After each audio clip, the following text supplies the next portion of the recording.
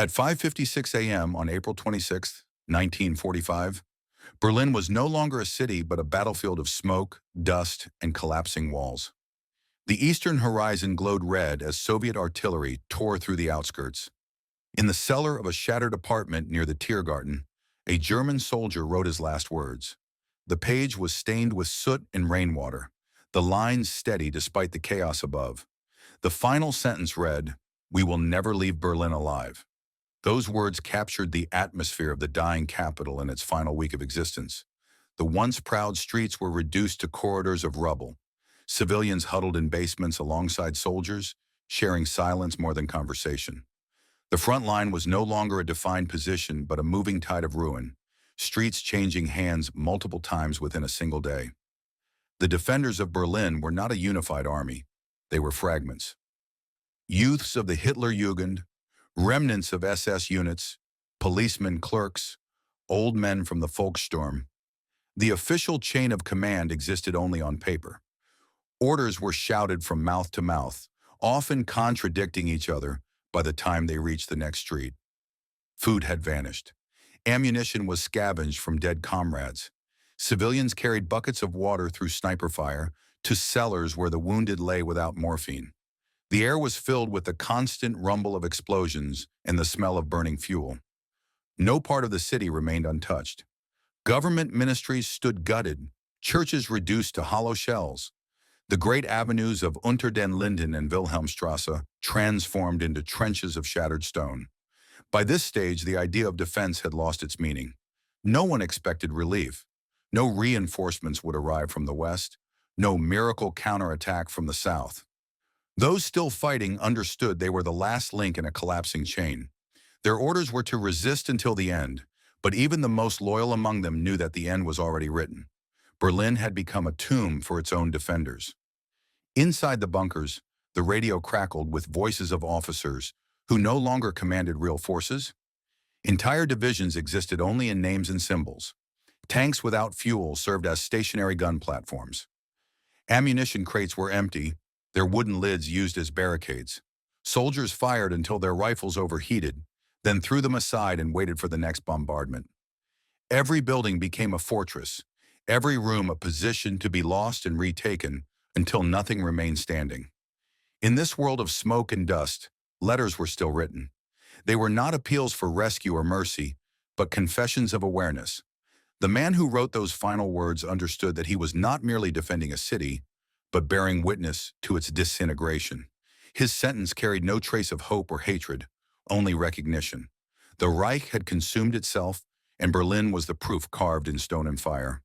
At dawn, the artillery ceased briefly. The silence that followed felt unnatural, a pause before the next wave. The soldier folded his letter, placed it in his tunic, and returned to his position. Above ground, the city that once ruled Europe continued to crumble, street by street, beneath the weight of its own design. By April 27th, Berlin had become a maze of death and exhaustion. The eastern districts were burning, and every major road was blocked by wrecked trams, overturned trucks, and the shells of tanks. Communication between units had nearly ceased. Entire groups of defenders fought in isolation, unaware that the formations they belonged to no longer existed. Between the ruins, Soviet infantry advanced cautiously, facing resistance that was fierce but directionless. The defenders no longer spoke of victory. They fought because they were surrounded by civilians who could not flee, by comrades who refused to surrender, by the weight of discipline drilled into them over years of war. There was no ideology left, only momentum. Each hour survived was its own achievement. The city, once the symbol of control and power, had turned into a labyrinth of confusion, and the defenders had become its prisoners. In the underground stations, thousands of civilians waited in darkness. Water dripped from broken pipes. The air was thick with the smell of oil, smoke, and sweat. Many believed they would be safe beneath the earth, but the bombardment above forced debris into the tunnels, collapsing sections and burying those within. Whole families suffocated quietly in the dark, while footsteps of retreating soldiers echoed from the platforms. Berlin had begun to devour itself from below as well as above. In what remained of the government quarter, officers issued orders that no one could follow. Maps were out of date within hours. Units listed as operational existed only as names. Young conscripts of 16 and 17 were handed Panzerfausts and sent to hunt tanks across open intersections. They rarely survived the first engagement. The city had become a grinder of generations, children dying where their fathers once marched in triumph. Those who fought on knew that escape was impossible. Bridges across the Spree had been destroyed, airfields lost, and all routes west were under Soviet control. Even so, the defenders maintained a strange sense of routine. They cleaned weapons, reinforced barricades, and posted sentries through the night. It was not hope that drove them, but habit, the remnants of an army that refused to disappear quietly. Above ground, fires illuminated the night sky like a perpetual dawn. The thunder of artillery never stopped for long. Soviet loudspeakers broadcast messages promising life for those who surrendered. Few answered. The words drifted through the streets, mingling with the cries of the wounded and the collapse of buildings. For many Germans, surrender no longer meant survival. They had seen what had happened in East Prussia and Silesia. Fear of captivity held them as firmly as any order. By this point, the letter written 2 days earlier reflected the reality of everyone within the city. "We will never leave Berlin alive" was no longer an expression of despair. It had become a simple statement of fact. The soldiers who remained knew that the front had closed around them like a tightening circle. They were fighting not for victory, nor even for Germany, but because there was no longer any path left to walk. In the dim light of the morning, smoke covered the city like fog. Between the shattered buildings, men moved slowly, carrying ammunition boxes made of splintered wood, their uniforms burned and torn. The Reich's capital, once the engine of a continent, was now a field of ruins, held together only by the instinct to keep breathing 1 hour longer. By April 28th, Berlin's heart had collapsed into chaos. The city center, once a web of broad avenues and monuments, was reduced to fragments of concrete and twisted steel. Every direction looked the same: smoke, rubble, and faces coated in dust. The remaining defenders had no coordinated command. Orders, when they came, were meaningless, often contradicting one another. Some were told to counterattack where no enemy existed. Others were told to hold positions that had already fallen. The soldiers no longer spoke of plans. Each block, each stairwell became its own world. Groups of 10 or 20 men fought until they were overrun, then vanished into basements or tunnels. Many had no ammunition and carried only grenades or pistols. When shells struck, the noise seemed to erase memory. Men emerged from the dust, unable to recall where they were or who they fought beside. Civilians wandered through the ruins in silence, carrying buckets, stretchers, or photographs of the dead. Mothers searched for water in ditches formed by shell craters. Children stared blankly at fires that never went out. The city's hospitals were gone. The wounded were laid on the floor of churches and subway tunnels, where nurses moved between them with candlelight. Above ground, the air was thick with ash. Every gust of wind carried the smell of burned oil and plaster. The last aircraft capable of leaving Berlin had already departed. Messages that once promised relief from the west had ceased. No one expected rescue. Rumors spread of entire units trying to break out toward the Elbe, but the roads were impassable. Tanks without fuel stood abandoned, their crews fighting as infantry among the ruins. The sounds of engines had been replaced by the endless pulse of artillery and the metallic echo of rifle fire in empty streets. Those who still wrote letters did so out of habit. Paper scraps, ration booklets, or pages torn from manuals were used to record fragments of thought. Short sentences describing noise, smoke, and hunger. There was no rhetoric, no politics, no plea for salvation. The words described the physical world as it was, a city dissolving into dust. In some sectors, groups of soldiers refused to fight any longer. They dug shallow shelters in basements and waited for the end. Others fought to the last bullet, not out of belief, but to delay capture for a few more minutes. The distinction between courage and exhaustion had disappeared. Every man in Berlin had become both defender and victim of the same fate. The once familiar symbols of power were meaningless now. Flags hung in tatters, statues lay broken across courtyards. Government buildings that had represented the regime's strength were hollow shells. Even the chancellery, built to project permanence, had turned into a bunker of concrete corridors filled with smoke and dust. Within those walls, orders still circulated, but outside them, the war had already outlived its purpose. When darkness fell that evening, the bombardment intensified. The ground trembled constantly, the horizon glowing orange as entire districts burned at once. For those still alive inside the ruins, time ceased to function. Hours blurred into one another, measured only by the rhythm of explosions.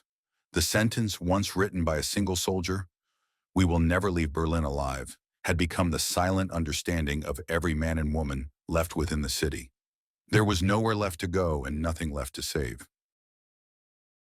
By the night of April 29th, Berlin had descended below the threshold of recognition.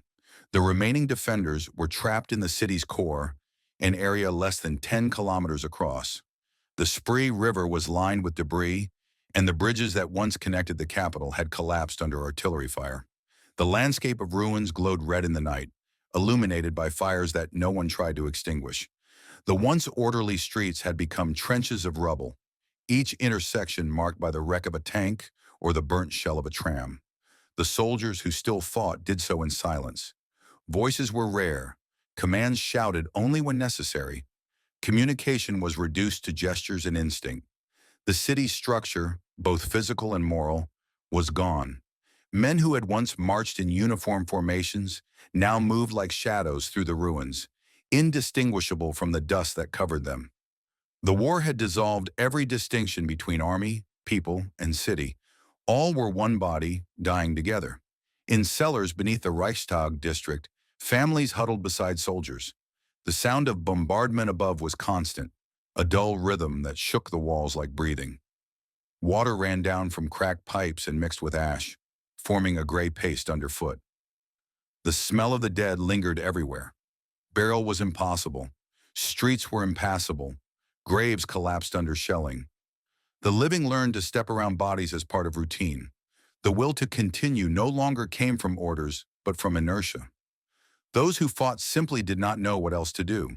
A day's survival was measured not by distance gained or lost, but by remaining conscious. Food was gone.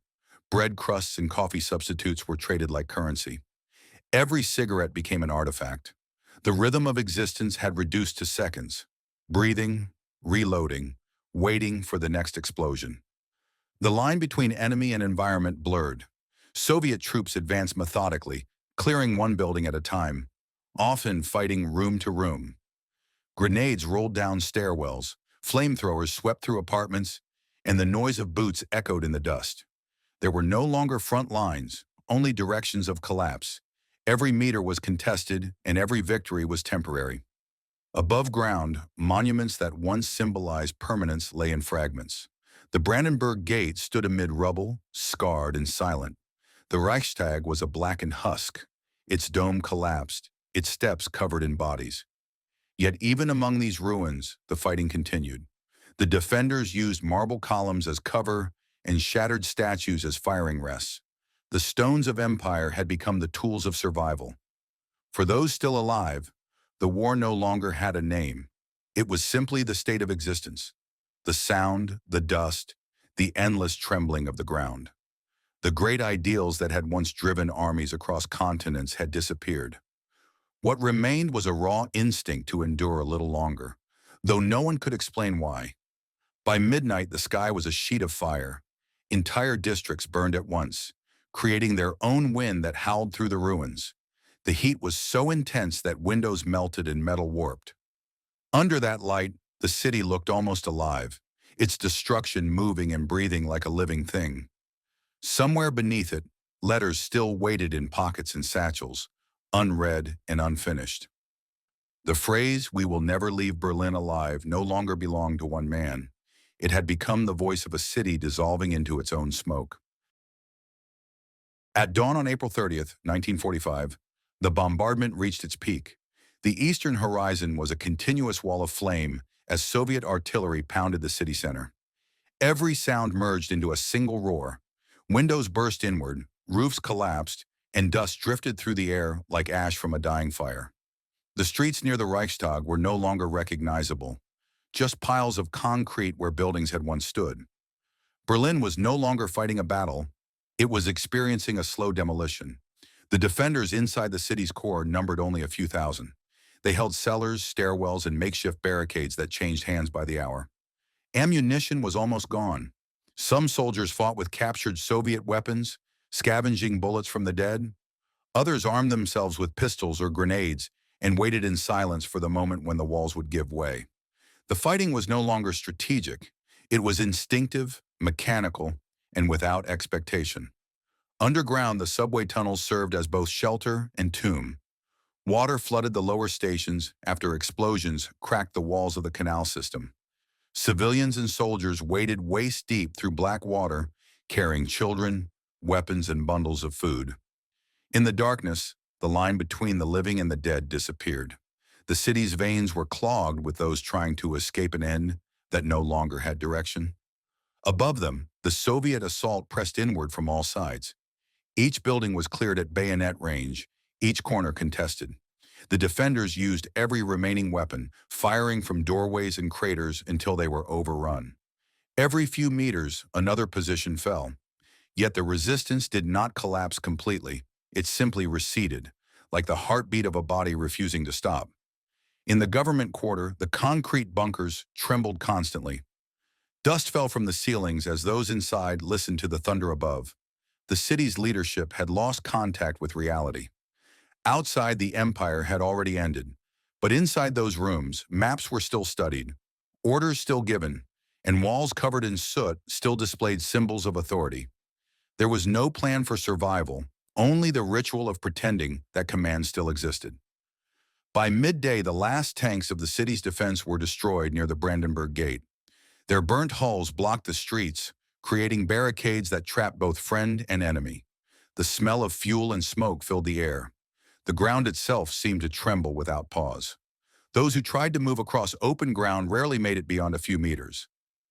The survivors learned to crawl through holes and shattered corridors, navigating a landscape of ruins by memory alone. As the sun set, the city burned brighter than it ever had. The glow was visible for miles, turning the clouds orange and red. The soldiers who still fought no longer spoke of surrender or orders.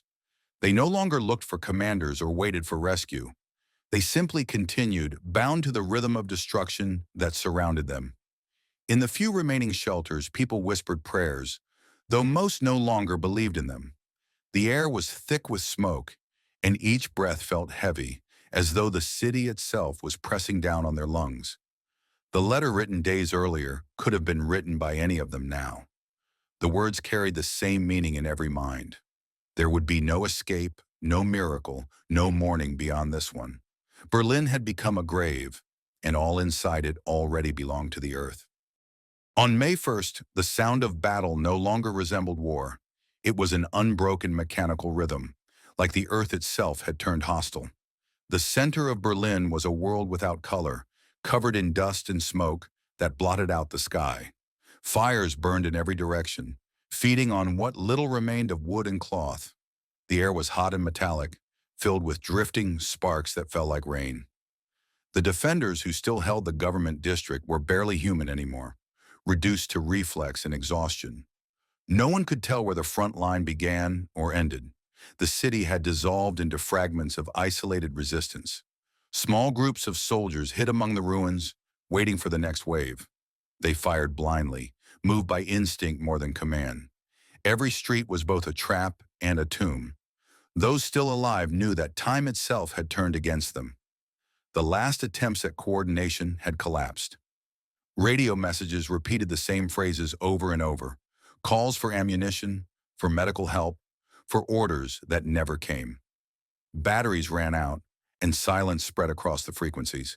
The city that once broadcast to an empire was now mute. Only artillery spoke, its rhythm shaping the final hours.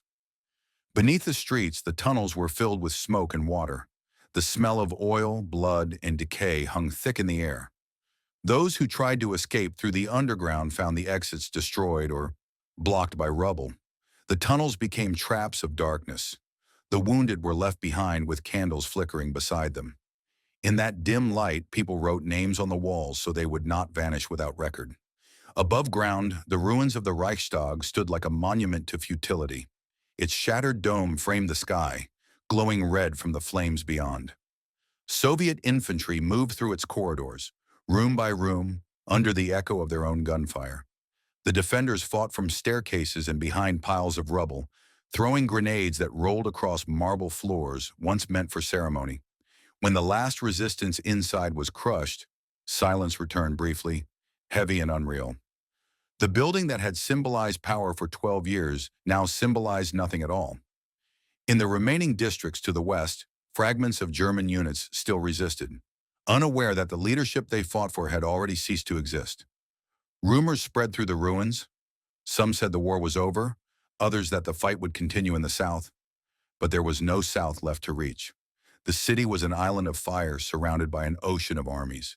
Civilians emerged from cellars as the shelling eased. Many could no longer speak. Their faces were gray with soot and hollow from hunger. The few who still carried letters or photographs held them like relics.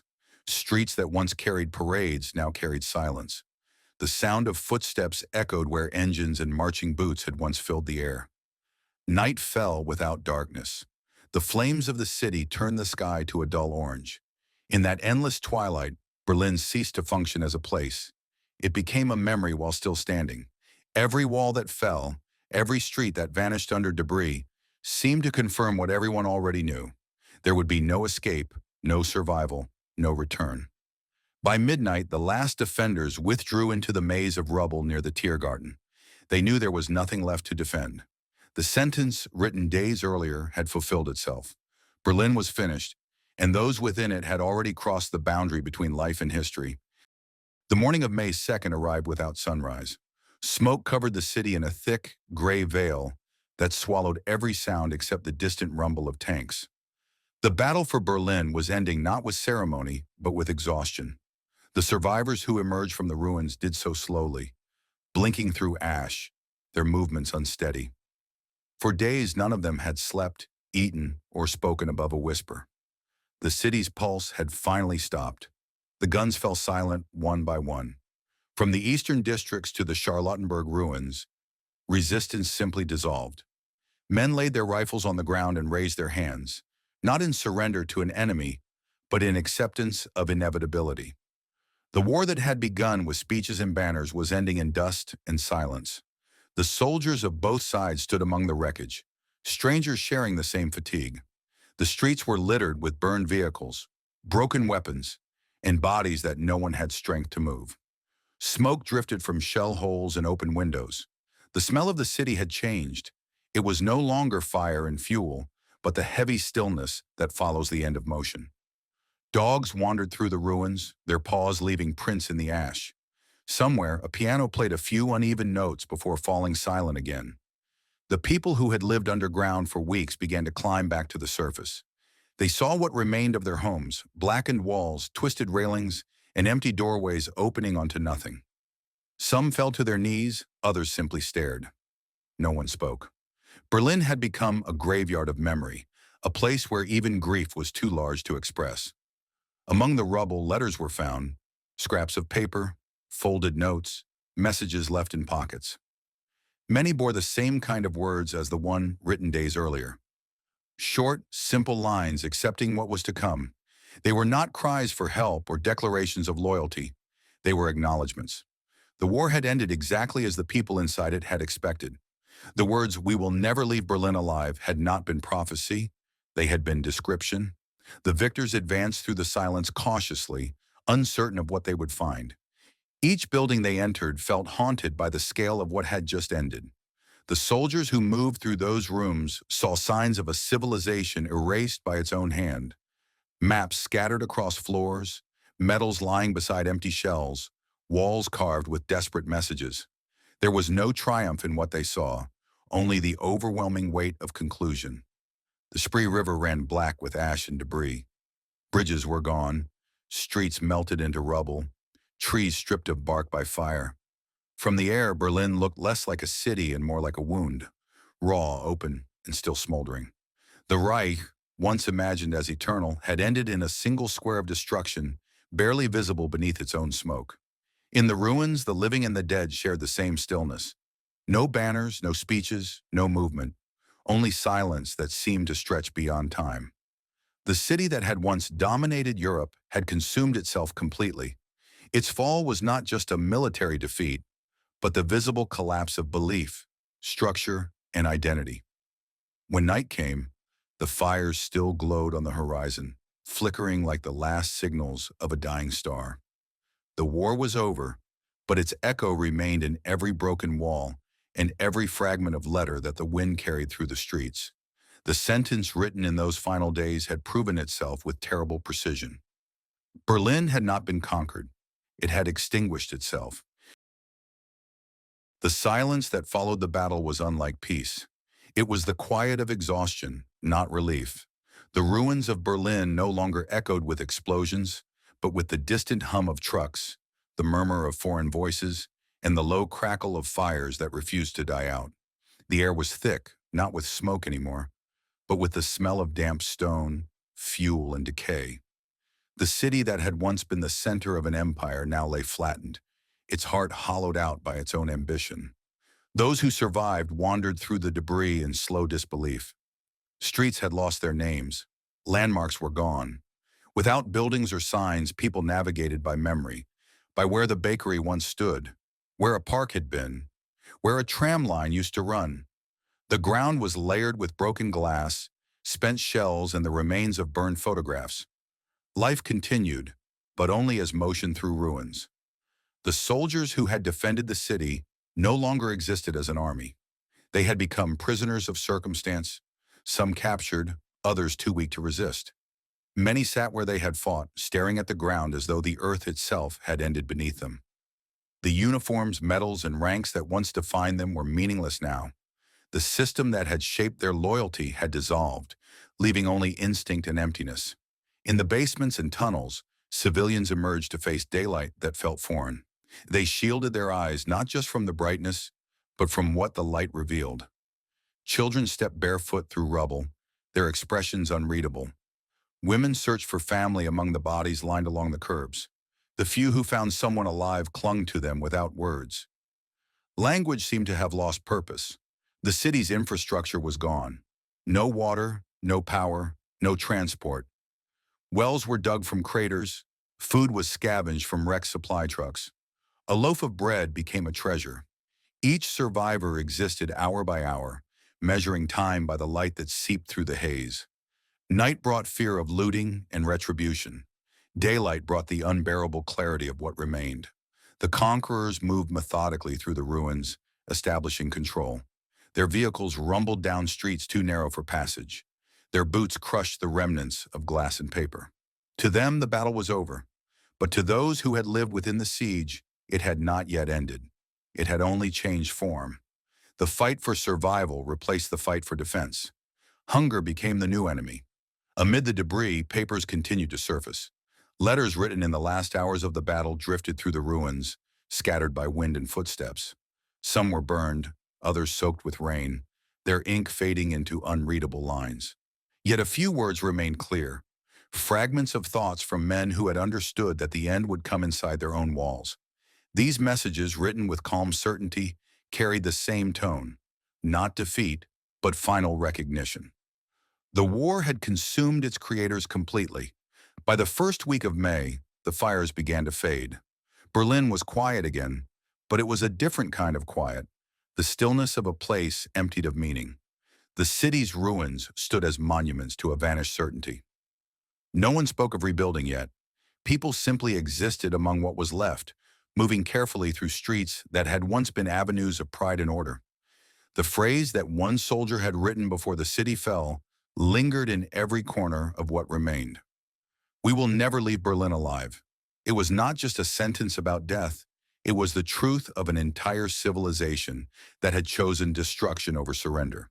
The people who remained had, in a sense, not left either. They were still there, alive among the ruins, bound to the same ground that had swallowed everything else. In the weeks that followed the fall, Berlin existed between ruin and recovery. The fires died out, leaving a gray landscape of dust and twisted iron. The air was still heavy, the silence broken only by distant machinery as occupying forces cleared roads through the debris. The city had lost not only its structures, but its rhythm. Days passed without distinction. Morning and night felt the same under the pall of smoke. The calendar had no meaning. Time itself seemed to pause between what had been and what would come. The survivors moved like ghosts through the skeleton of the capital. They scavenged for food among the wreckage, pulling tins and burned bread from collapsed stores. In some neighborhoods, people lived in the open, sleeping beside fires made from broken furniture. The ruins gave no shelter from the rain, which turned the streets into rivers of ash and mud. The smell of decay lingered in every corner, a constant reminder of what the city had endured. The occupying soldiers watched in silence. They too seemed subdued by the scale of the destruction. What lay before them was not a conquered metropolis, but a landscape beyond victory. Every street told the same story. No sound of industry, no movement of commerce, no future visible in the smoke. The city's defeat had consumed even the meaning of triumph. In what remained of the government district, the walls were blackened but still standing. The great buildings that once symbolized command now stood hollow, open to the sky. Inside their courtyards, papers drifted in the wind.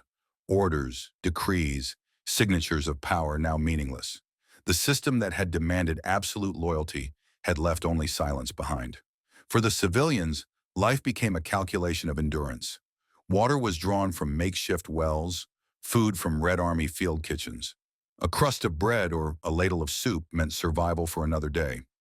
The people spoke little, as though speech itself was fragile. Some wrote names in chalk on walls, searching for family members. Others simply disappeared into the ruins, leaving no trace. The city began to reorganize itself in primitive ways. Barter replaced currency, shelter replaced comfort. Churches reopened without roofs, and children played among the wreckage, their laughter brief and uncertain. The wind carried soot through empty windows where music had once played. The past seemed too immense to grieve.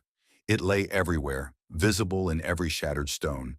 In the minds of those who remained, the last days of April stayed vivid. Each explosion, each fire, each final letter written before silence. The phrase, "We will never leave Berlin alive," echoed through the survivors, not as despair, but as truth fulfilled. Those who lived on did not feel spared. They felt bound to what had ended. To survive the fall of their own world was not relief, but a kind of imprisonment. The great city had collapsed under its own certainty. The same walls that had projected power now enclosed emptiness. The people within them carried memories that could not be separated from the ruins around them. Berlin had been destroyed by the very faith that once built it. Its destruction was complete, not only in the loss of life, but in the erasure of meaning. As May turned to June, grass began to grow through cracks in the pavement. Birds returned to the silent parks. Nature, indifferent and patient, began to reclaim the empire's capital. The city that once dictated the course of a continent now existed as a scar. Its stones a record of the moment when belief outlasted reason and consumed itself entirely. By the summer of 1945, Berlin was a landscape of quiet endurance. The ruins no longer smoked, but the scent of ash and fuel still lingered. Streets once wide and ordered had become paths between mountains of rubble. People moved slowly, carrying buckets, carts, and silence. The city that had once radiated authority now seemed weightless, emptied of purpose. No banners, no speeches, no symbols, only fragments of walls, staircases that led to the open sky, and windows that looked into nothing. The survivors began to rebuild, not from hope, but necessity. Bricks were cleaned and stacked, glass collected from the ground, iron twisted back into use. Each act of repair was small and deliberate, done without optimism. They worked not to restore the past, but to create shelter from the present. In the evenings, fires burned in metal drums, and the glow-lit faces that carried both fatigue and disbelief. The people who remained were the last witnesses of a world that had erased itself. The occupying forces divided the city into zones. Signs appeared in different languages: Russian, English, French, German, marking boundaries drawn across rubble. New authorities issued orders, while stray dogs and barefoot children wandered among ruins that once housed ministries. Soldiers guarded intersections that led nowhere. The air was heavy with the echo of command, yet the words carried no weight. Power had returned to the city, but meaning had not. Amid the debris, some found letters, burned edges, smeared ink, lines written in the final days. They were read quietly, passed from hand to hand, not for their content but for their tone. They all sounded alike, weary, resigned, lucid. There was no anger left in them, only clarity. The final sentence of one, "We will never leave Berlin alive," was repeated until it became part of the city's memory. It was not an epitaph. It was a truth that lingered long after the writer was gone. The ruins became the measure of consequence. Each fallen wall, each blackened facade marked the end of certainty. The same stones that had once echoed with speeches of eternity now stood as reminders that nothing built on fear or fanaticism could last. The city itself seemed to understand. Its silence was not emptiness, but reflection, the long exhale after years of noise. In time, grass covered the cratered fields, trees sprouted among shattered courtyards, birds nested in the hollows of burned buildings. Nature did not recognize defeat or victory, it simply resumed. The people did the same.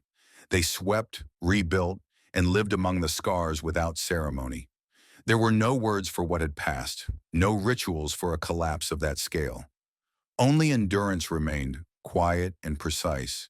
The world moved forward, but Berlin carried its memory like a shadow. Beneath every new wall lay the dust of the old.